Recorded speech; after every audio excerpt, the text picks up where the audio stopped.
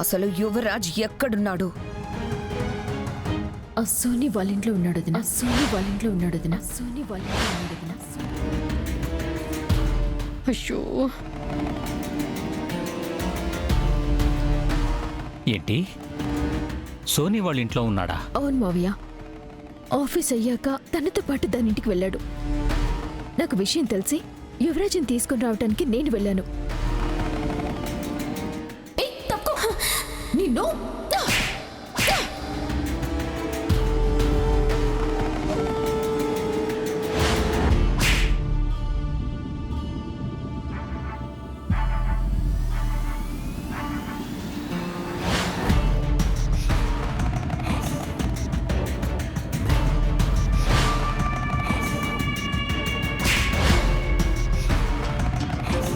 మేమక్కడికి వెళ్ళేసరికి యువరాజ్ ఇలా ఉన్నాడు వదినా.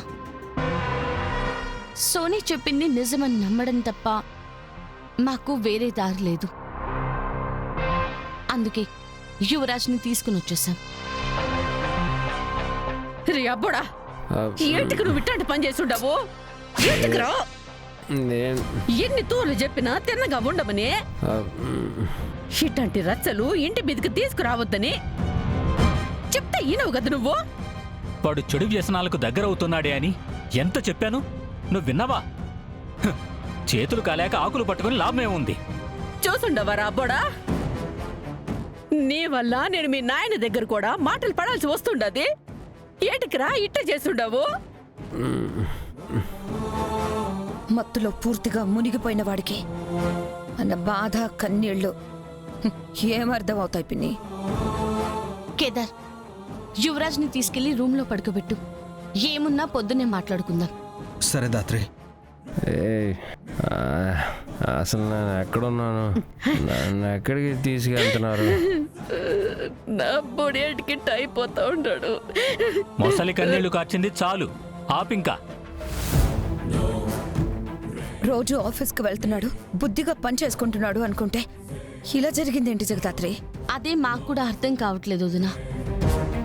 నిషిక సోనీ గురించి చెప్తుంటే చిన్న విషయాన్ని పెద్ద చేసి చూస్తుందనుకున్నాం, కానీ ఇవాళ సోనీ ఇంటికి యువరాజ్ వెళ్లి మందు తాగడం, మేం వెళ్లే టైంకి అక్కడ దివ్యాంక ఉండడం, ఇదంతా చూస్తుంటే సోనీ దివ్యాంక కోసమే పనిచేస్తుందేమో అనిపిస్తుంది వదినా. ఏందమ్మే నువ్వు మాట్లాడుతూ ఉండేది? దివ్యాంకేటికి నిషిక కాపురాన్ని కోల్చాలనుకుంటాది. దివ్యాంక నిషిక స్నేహితురాల్లో. దివ్యాంకకి అవసరం ఉన్నంత వరకే ఫ్రెండ్స్ అత్తయ్య గారు. నిషి వల్ల తన ఛానల్ కి చెడ్డ పేరొచ్చింది, తన కెమెరాస్ ని పోలీసులు తీసుకెళ్లిపోయారని పగ పెంచుకొని ఉంటుంది కదా అని నీకు అమ్మి చెప్పుండదా? కళ్ళ ముందు జరిగిందంతా చూశాక కూడా ఇంకా చెప్పిందా, సాక్ష్యాలున్నాయా అని అడుగుతున్నారేంటి పిన్ని? ఇదంతా దివ్యాంక ఆడిన కుట్ర కాకపోతే ఈ టైంలో సోనీ ఇంట్లో తనెందుకుంటుంది? ఏదో పని పడిపోయి ఉంటుంది. అక్కడున్నంత మాత్రాన ఆ మిని తప్పు పడతారా? ఏందమ్మి నిషి, జగదాత్రి ఏందేందో మాట్లాడుతూ ఉంటే నువ్వు మెదలకుండా ఇంటా ఉండావు. ఇంకేం చేయమంటారు అత్తయ్య?